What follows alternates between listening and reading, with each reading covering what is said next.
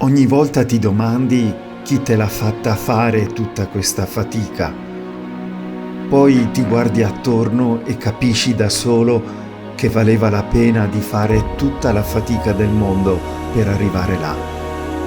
A 360 gradi hai le montagne, le crode, e ti par di poterci volar sopra come un rapace.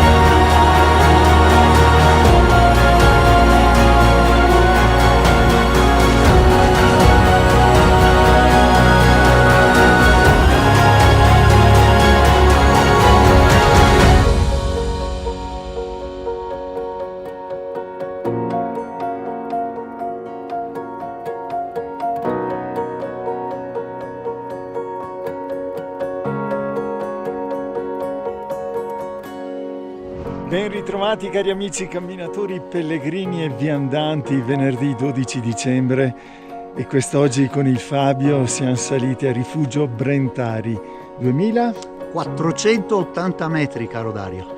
Sì, non c'è tanta neve, siamo arrivati abbastanza agilmente qui a Rifugio Brentari.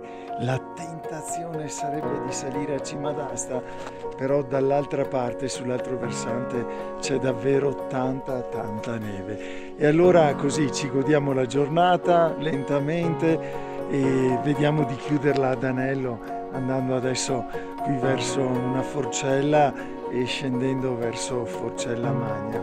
Soddisfatto? Sì. Dario, è la prima volta per noi due l'ascesa su al rifugio Brentari. Brentari, sì. Bello proprio, con un panorama a 360 gradi. Straordinario, sì. Fantastico. Vedete Cima D'Asta qui dietro le nostre spalle, non c'è molta neve, purtroppo così un inverno con pochissima neve. Allora, da Rifugio Brentari è tutto, vi auguriamo una buona montagna e continuate a seguirci. Ciao!